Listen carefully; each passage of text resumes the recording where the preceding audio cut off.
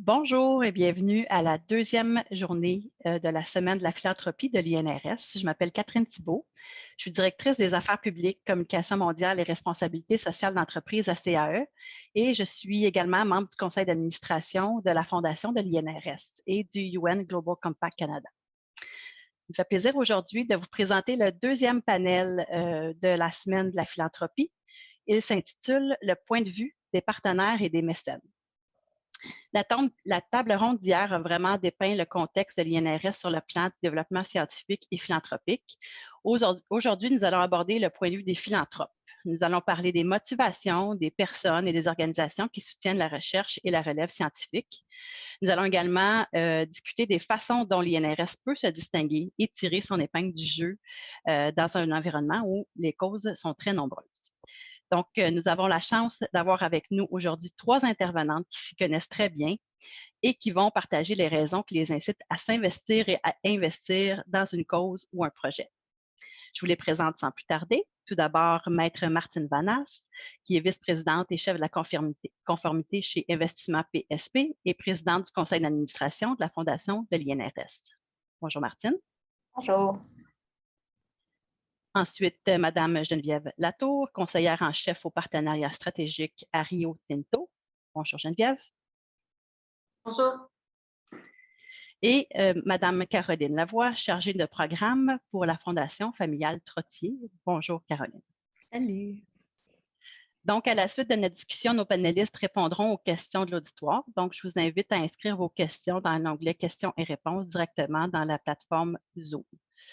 Donc, allons-y sans plus tarder. Je vais commencer ma première question qui s'adresse à vous, Martine. Qu'est-ce qui vous incite à donner ou à devenir un partenaire? Et puis, j'aimerais savoir quelles sont les formes d'engagement que vous privilégiez. Merci, Catherine. En fait, j'ai décidé de m'impliquer auprès de la Fondation de l'INRS par mon désir de contribuer de façon très concrète au développement du Québec par le développement de projets dans lesquels, d'une part, des équipes de l'INRS peuvent s'impliquer et d'autre part, qui peuvent être financés par des intervenants dans la société québécoise, que ce soit des institutions philanthropiques ou encore des entreprises commerciales. Et puis, j'espérais contribuer de mon expérience personnelle. En fait, ça fait plus d'une quinzaine d'années que je suis impliquée auprès de diverses causes philanthropiques. Au début, c'était en toute transparence, c'était un peu n'importe quoi, mon implication. J'ai adopté un orang-outan à Bornéo. J'ai donné 1 000 $ pour un organisme qui s'occupait d'orphelins en Chine, un orphelinat à Bali, un hôpital à Boston, une équipe de tennis en Californie, bref, du gros n'importe quoi. Puis, de 2 choses, mon impact était minimal et d'autre part, mon feel-good factor, là, le bien-être qu'on ressent à donner, ben, il durait quelques secondes, puis après ça, c'est fini. Une expérience qui m'a vraiment motivée à m'engager auprès d'une cause, c'est des conversations que j'ai eues avec mon alma mater qui m'ont intéressée à un programme qui pourrait répondre spécifiquement à mes attentes à moi, aux causes qui m'intéressent moi. Alors, le projet, c'est un engagement de 5 ans pour financer, à coût de temps par année sur les 5 ans, un programme de stage pour les étudiants de mon alma mater à l'étranger. Mais ces stages devaient être dans le domaine du développement communautaire ou de l'aide internationale. Alors, d'une pierre 3 coups, j'encourageais mon alma mater pour remettre un peu là, de ce que j'avais gagné du fait d'avoir un diplôme de cette institution. Deuxièmement, je permettais à des étudiants de faire un stage à l'étranger, qui est une expérience extraordinaire pour un étudiant qui fait son baccalauréat.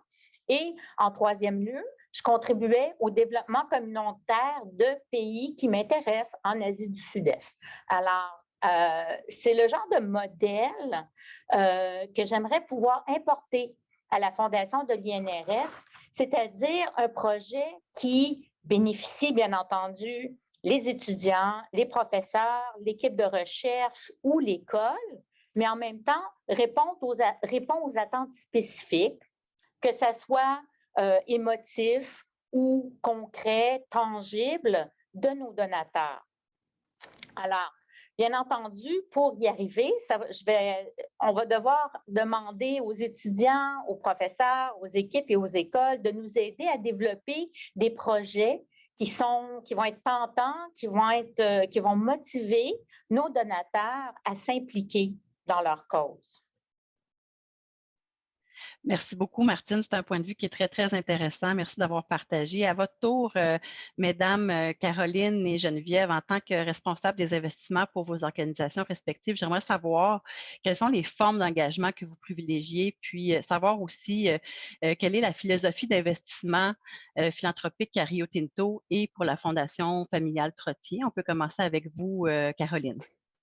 Parfait. Donc, je vais commencer avec notre philosophie. Essentiellement, nous, on a pour vision d'apporter un impact positif sur le monde et nous croyons qu'on peut y parvenir en appuyant des initiatives dans les sciences, en éducation, en santé et en environnement. Donc, on cherche vraiment à catalyser et appuyer des projets transformateurs, à créer des collaborations intersectorielles et prendre des risques des autres bailleurs de fonds évitent parfois.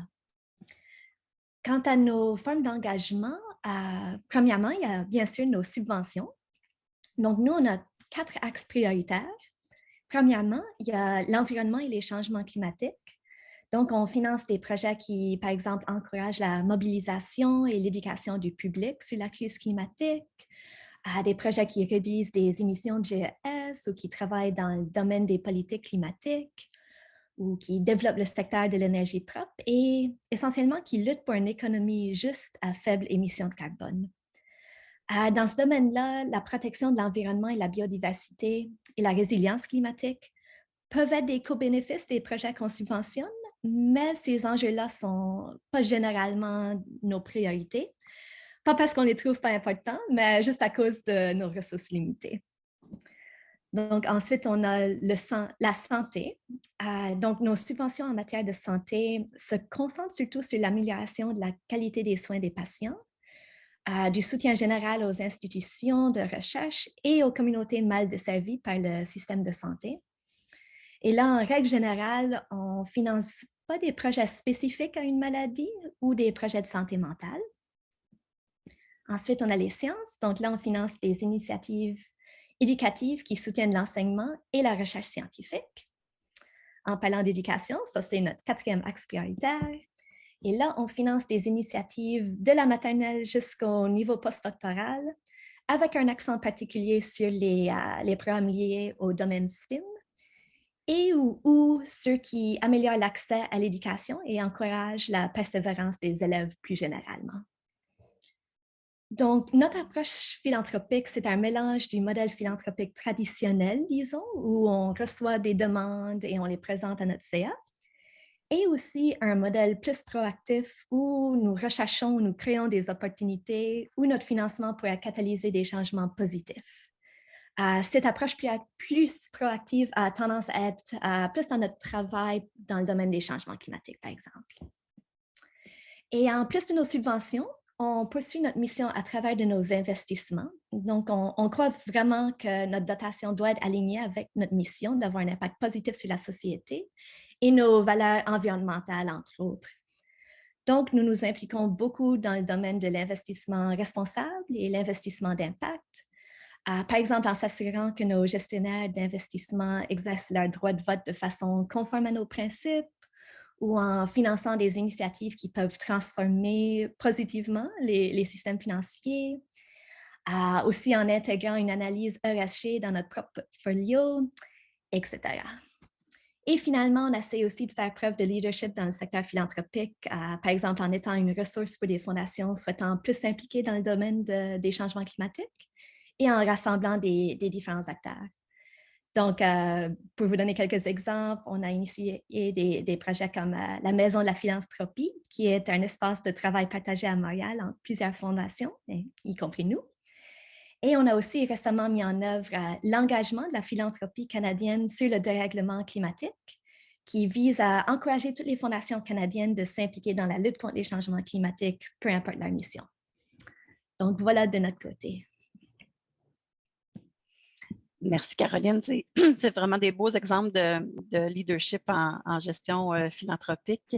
Maintenant, Geneviève, la même question pour vous. Donc, qu'est-ce qui guide votre philosophie d'investissement et puis quelles sont les formes d'engagement que vous privilégiez chez Rio Tinto?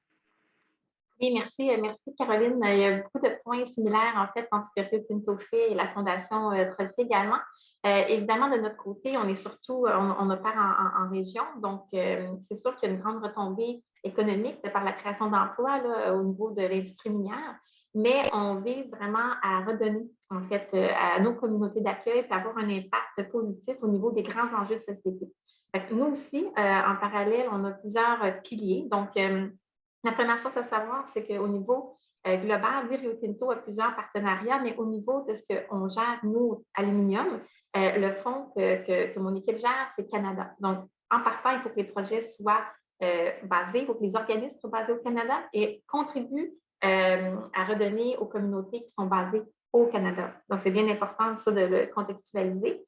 On a aussi 5 piliers qui sont similaires à ceux de la Fondation Trottier, donc environnement, avec un accent sur le changement climatique, la gestion de l'eau, santé, bien-être, avec un accent au niveau de la santé mentale, et la recherche scientifique plutôt que, comment je pourrais dire, l'après-maladie. Donc, on est vraiment en amont en matière de recherche. L'éducation, et de la même façon que Caroline l'a mentionné, on est à tous les niveaux, donc du primaire jusqu'au niveau postdoctoral, avec un accent sur les STEM aussi, les femmes en sciences et surtout la diplomation. Donc, d'aider l'aide aux devoirs, l'accompagnement, on veut un plus grand nombre, en fait, de personnes diplômées qui vont aller à l'université. Puis, on veut évidemment, en bout de ligne, avoir des chercheurs chez Rio Tinto et des chercheuses. Finalement, l'autre volet, c'est culture et héritage. Donc, un grand volet au niveau des Premières Nations. Puisqu'on opère dans des régions éloignées, on a plusieurs partenaires et c'est important de préserver la culture et le langage, et c'est important pour eux, en fait. Donc, on de plus en plus, en termes de philosophie, on va entrer en relation avec nos partenaires bien en avance. Donc, contrairement à ce qu'on faisait dans le passé où on recevait des demandes à la pièce, maintenant, on va vraiment s'asseoir avec nos partenaires et discuter avec eux en matière de ce qui est important pour eux et trouver des projets qui sont porteurs de sens et qui ont un impact positif pour la communauté, mais qui vont aussi être alignés avec nos valeurs et avec nos objectifs organisationnels. Et finalement, la réduction des inégalités, c'est notre 5e pilier. Donc, grosso modo, c'est à peu près ça. Évidemment, en termes de répartition, la plupart de nos projets, je dirais un bon 75 %, ce sont des projets qui sont plus locaux. Et il y a 25 qui sont de nature pan-canadienne. Et évidemment, notre programme de bourse avec les universités tombe dans un impact qu'on appelle davantage provincial, national, parce qu'on sait que les chercheurs bougent aussi, et puis l'éducation, c'est vraiment un enjeu de société beaucoup plus large. Donc, c'est à peu près ça pour notre philosophie d'entreprise. Puis, c'est chaque année à peu près 10 millions qu'on investit avec nos partenaires au Canada.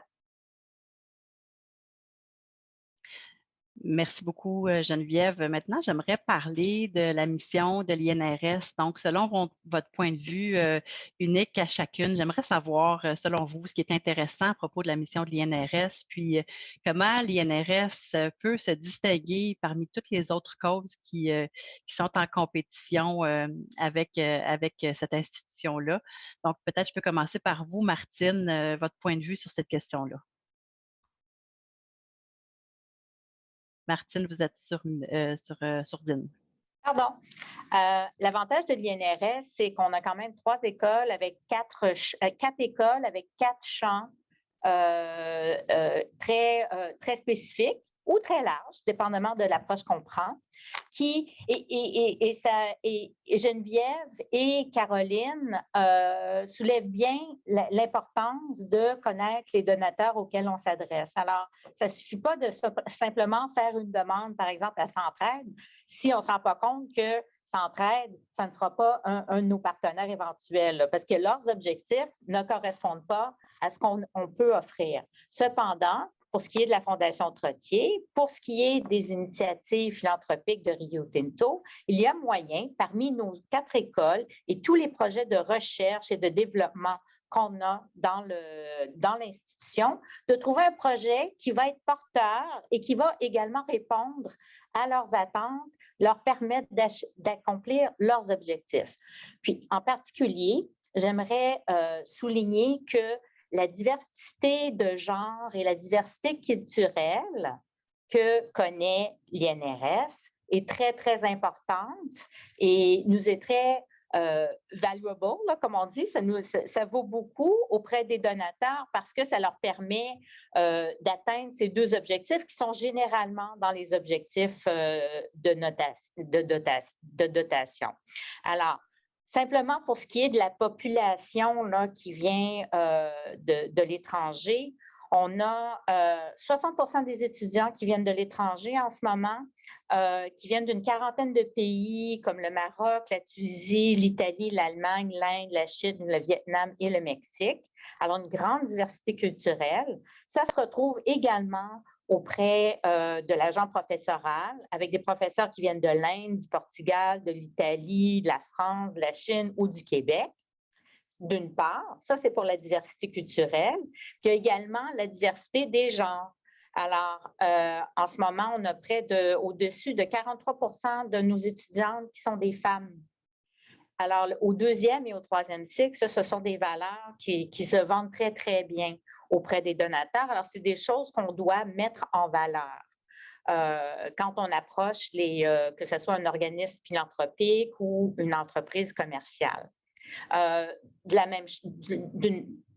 la même veine, 25% de nos professeurs sont des femmes et 15% des membres du corps professoral s'identifient comme des minorités visibles.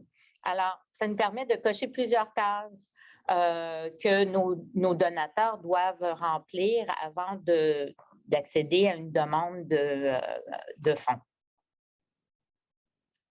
Merci, Martine. C'est vrai que c'est intéressant de se mettre, dans le fond, dans les souliers de la personne à qui on s'adresse quand on fait la demande pour s'assurer que nos objectifs concordent bien pour avoir un bon partenariat. Maintenant, à vous, Geneviève, j'aimerais vous entendre sur cette question-là, sur la mission de l'INRS. Bien, Martine a touché à plusieurs points extrêmement précieux là, quand on regarde les analyses de projet. C'est sûr qu'au niveau de l'INRS, l'inclusion et la diversité, ce que vous démontrez, c'est une valeur très importante chez nous. Donc, en partant, il y a un lien naturel qui se fait là. C'est sûr qu'au niveau de l'éducation, quand on arrive à la recherche, ce qui est intéressant, c'est qu'avec les enjeux de main-d'œuvre qu'on a, au niveau des étudiants, on essaie de les avoir chez nous. On a un bassin d'ingénieurs assez grand chez Rio Tinto, mais pas que ça non plus. Donc, c'est sûr qu'une proximité au niveau du marché du travail qui est intéressante. L'autre volet intéressant, c'est que l'agilité des équipes de l'INRS permet de vraiment prendre les projets et de les travailler de façon à ce qu'on puisse répondre à des problématiques qu'on a à l'interne. Donc, non seulement ça répond à des enjeux de société, mais en plus, on est capable souvent de répondre à une problématique, de travailler avec les équipes pour essayer de faire atterrir tout ça. Donc, c'est très précieux pour un partenaire d'être capable d'avoir ces discussions-là et puis d'orienter le travail des équipes en place. Puis, quand même une grande variété de portfolios, de projets à l'INRS qui est vraiment intéressant. Merci Geneviève. Maintenant, Caroline, à votre tour de nous dire comment l'INRS peut se distinguer puis ce qui vous intéresse de sa mission. Oui, donc je peux commencer en vous parlant un peu de comment la Fondation Trottier a commencé son partenariat avec l'INRS. Donc, ça fait quelques années maintenant. On a fait notre premier octroi pour soutenir le programme Apprentis en biosciences. Et ce qu'on aimait de ce projet-là, c'était, puis là, je pense que j'utilise même les mots directs du site web de l'INRS, mais vraiment que c'était un programme qui favorise la formation d'une relève scientifique solide. J'ai eu la chance de faire une tournée de l'INRS pendant le déroulement du programme et c'est clair que les élèves reçoivent une excellente éducation, une introduction au monde des sciences professionnelles, tout enseigné par des gens très passionnés et dédiés. Donc, on aime que le programme fait connaître les carrières associées aux sciences et aussi que ça encourage l'intérêt des jeunes envers ces domaines-là. En plus, ça contribue au développement personnel des jeunes et l'estime de soi, la confiance en soi, etc.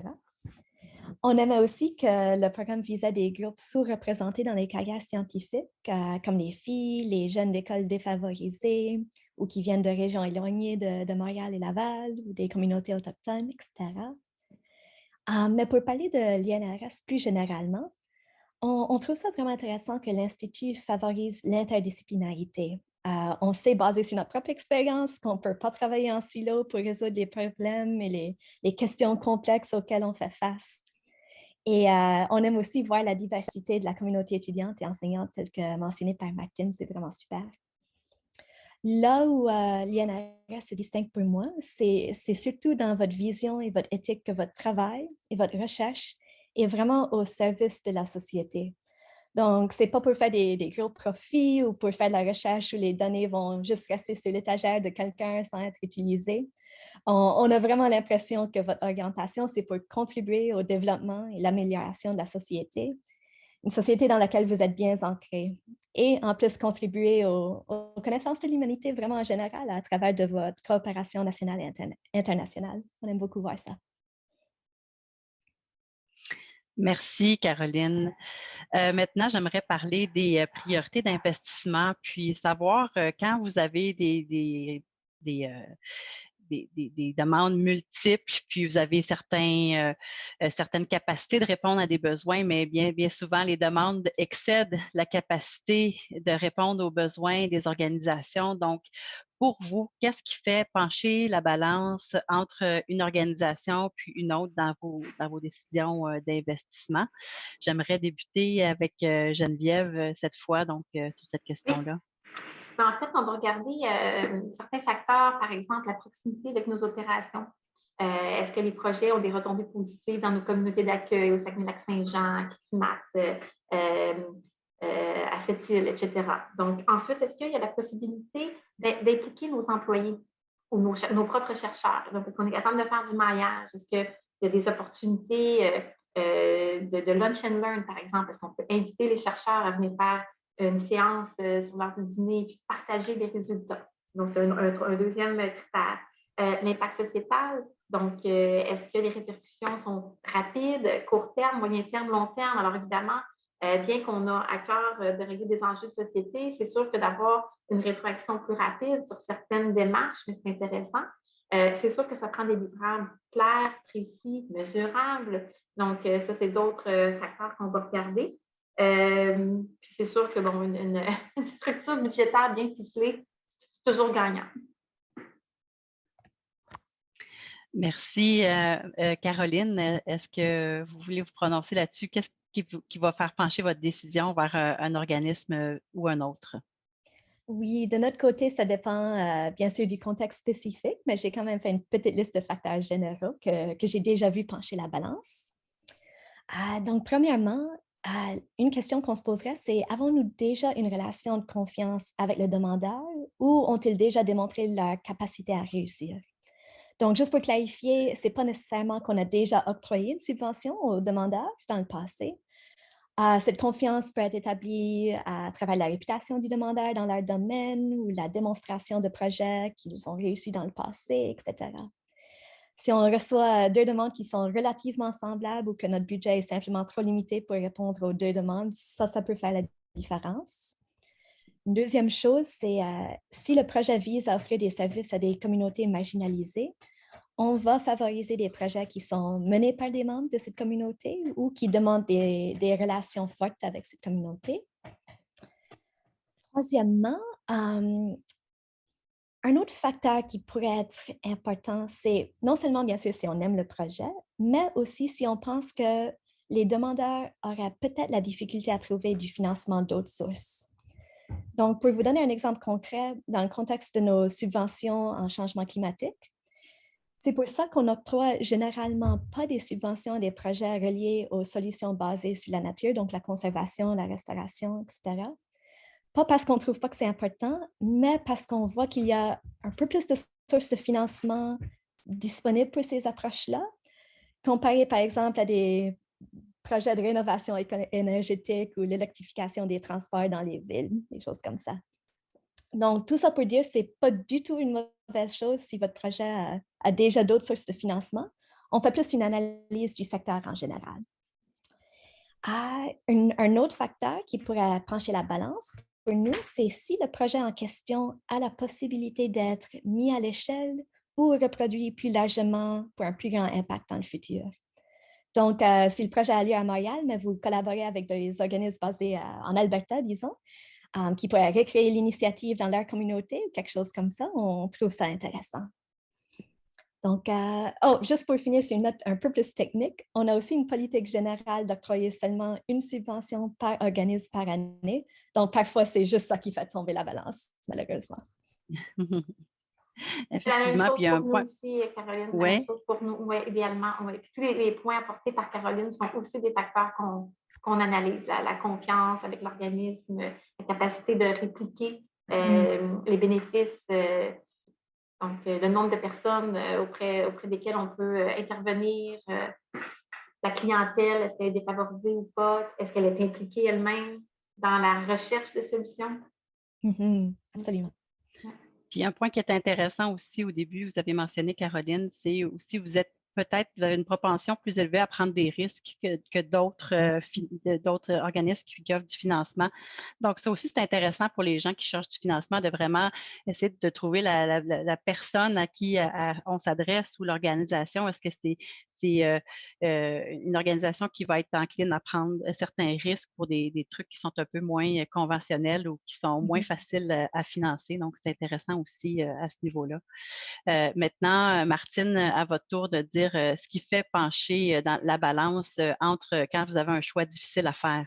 Bien, en fait, pour nous, du point de vue de la Fondation, on n'a pas beaucoup de flexibilité. On doit suivre strictement les instructions des donateurs dans l'attribution des fonds.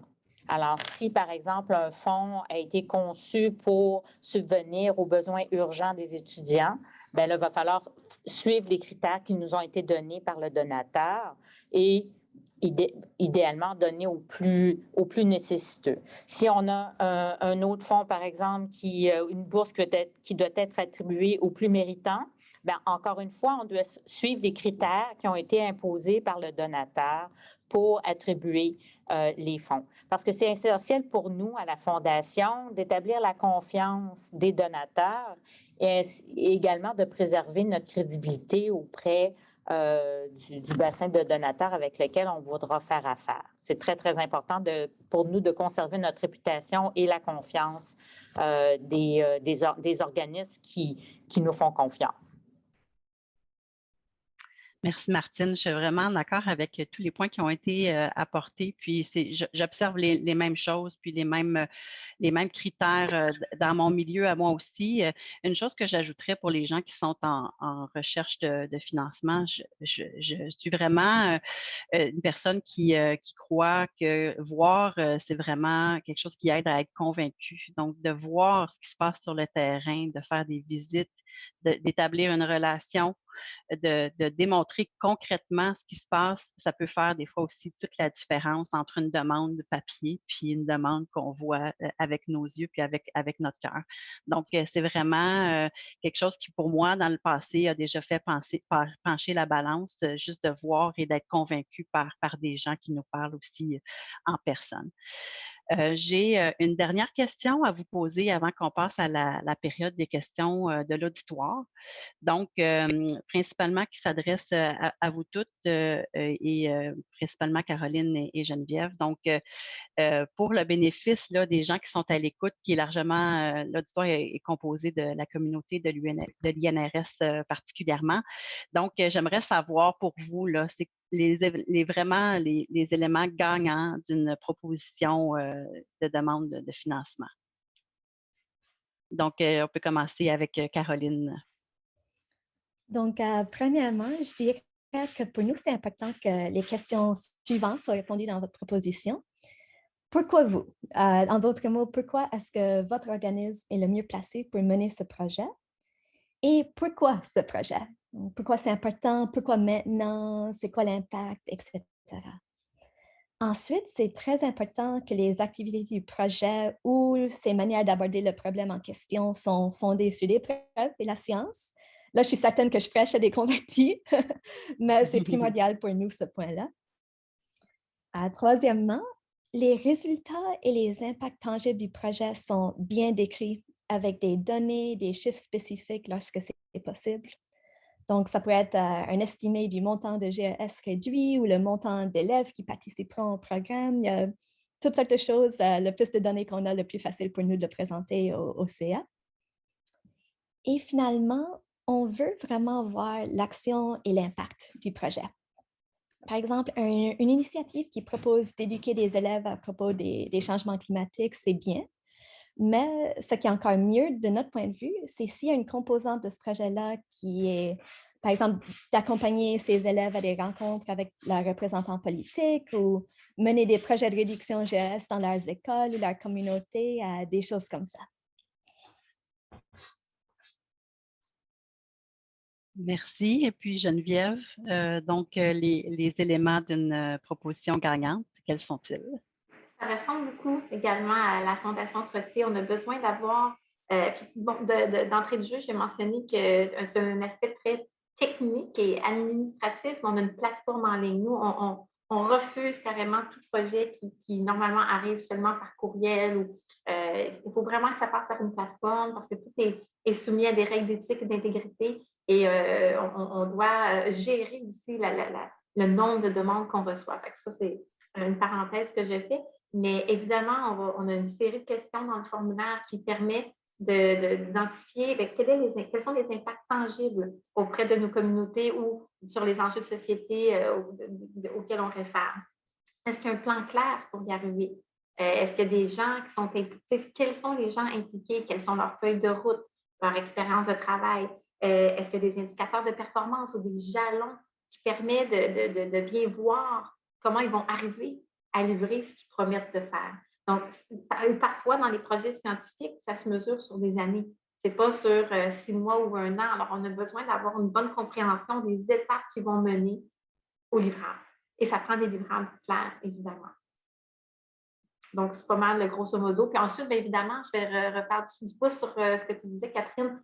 C'est hyper important pour nous d'avoir une discussion avec l'organisme, avec les gens impliqués. C'est important pour moi quand certains projets au niveau d'un certain seuil financier vont être approuvés par un conseil d'administration interne et j'ai besoin de parler, d'interagir avec les personnes pour ressentir la passion qu'ils mettent dans leur travail, la passion qu'ils ont à travailler avec les jeunes ou avec les chercheurs ou sur une cause en particulier pour être capable de la communiquer et de ressentir ça pour voir s'il y a un alignement au niveau des valeurs. C'est aussi une façon de créer un lien de confiance.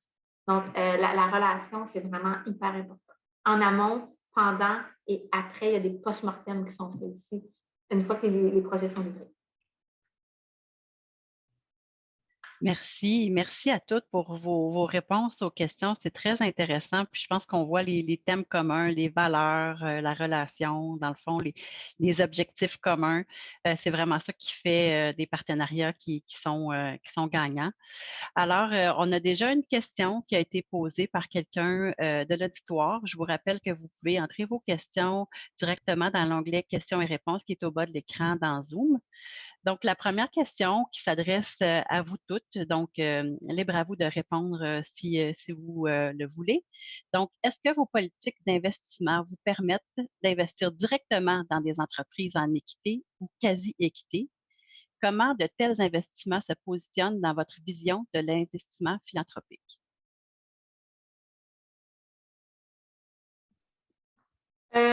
Quand on parle de projet d'équité, on parle de parts, en fait, de conjoints. J'imagine que c'est ça. C'est plutôt rare, nous, dans notre fonds, qu'on va faire des projets en équité. Là. Ça ne fonctionne pas nécessairement comme ça. On est vraiment un des partenaires. Puis, Caroline l'a mentionné un peu plus tôt. C'est important que le projet ne repose pas entièrement sur Rio Tinto. Donc, il faut qu'il y ait d'autres partenaires autour de la table. Alors, en termes si on parle d'équité et inclusion, diversité, là, ça, c'est une autre chose. Mais bon, je viens comprendre la question, mais en matière de hauteur de financement, c'est plutôt rare qu'on va être le seul intervenant. Ah, d'action dans les compagnies, OK. Non, c'est pas comme nous, c'est pas du tout. Pas du tout. C'est vraiment c'est un montant qu'on va octroyer pour un projet, mais il n'y a pas d'achat de part ou il n'y a pas de partenariat financier où il y a des retours sur l'investissement de part et d'autre avec une structure financière d'équité, non. De notre côté, à la Fondation... Excusez, il y en a, mais pas par le fond. Ailleurs dans l'organisation, dans une autre équipe. De notre côté de la Fondation Trottier, j'hésite à répondre en trop de détails parce que ce n'est pas moi qui gère le portfolio des investissements. Ce n'est pas mon domaine d'expertise non plus. Mais je dirais, pour répondre brièvement, c'est une possibilité, mais ça dépendrait vraiment du projet spécifique et si ça nous permet de continuer notre mission à travers de ces investissements-là. Merci.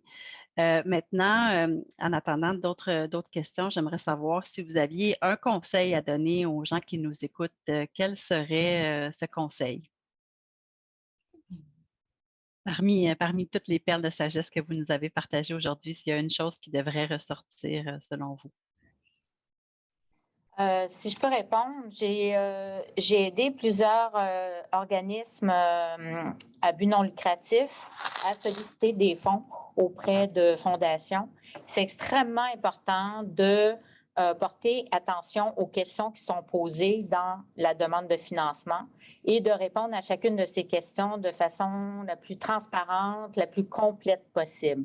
OK? Il ne s'agit pas d'escamoter des questions. Si vous escamotez des questions, ça va lever des drapeaux rouges l'organisme n'a pas l'obligation de faire un suivi auprès de vous pour aller chercher les réponses qui manquent à votre demande. Alors, faites très attention quand vous remplissez votre demande pour la remplir du meilleur que vous pouvez. De mon côté, je dirais, c'est un très bon point, Martine, parce que des demandes incomplètes, nous, on trouve ça très frustrant. Mais moi, mon conseil va être à un autre niveau. Il va être plutôt croyez en vous, dans votre mission. Il y a toujours une question de timing aussi, des fois. Hein.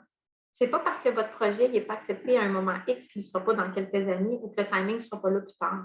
Donc, croyez en ce que vous faites, gardez votre passion, votre focus sur vos objectifs. La transparence, c'est très important aussi. Notre philosophie, c'est de vraiment expliquer les raisons pour lesquelles on endosse un projet ou pas, mais on essaie toujours de maintenir la relation parce qu'on sait que dans 2 ans, dans 3 ans, dans 5 ans, ça peut avoir changé. Donc, on garde toujours les relations. Donc, soyez vrai dans ce que vous faites, allez jusqu'au bout. Puis si ça ne donne pas cette fois-ci, ça ne veut pas dire que ça ne fonctionnera pas la fois d'après.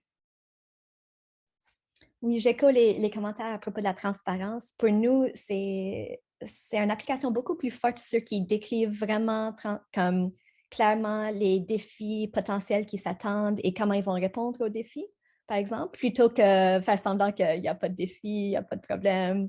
Pour nous, ça améliore les relations de confiance en nous et nos partenaires.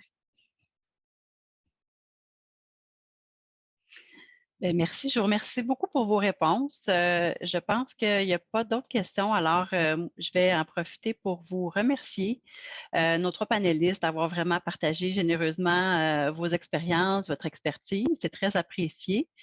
Je voulais aussi remercier les membres de l'équipe de la Fondation de l'INRS, c'est-à-dire Élise Comtois, Véronique Gillet et Julie Urtubis, qui ont travaillé à faire de cette semaine de la philanthropie une réalité. Et puis, d'ailleurs, elle aimerait bien que vous répondiez au questionnaire de sortie qui aide à répondre, dans le fond, aux questions pour répondre aux questions, dans le fond, qui nous aident à aligner les attentes puis les événements qu'on organise afin de vraiment bien répondre à vos intérêts. Et puis maintenant, je vous invite à être des nôtres demain midi pour la 3e séance qui va être un webinaire encore demain qui va s'intituler « Comment donner ».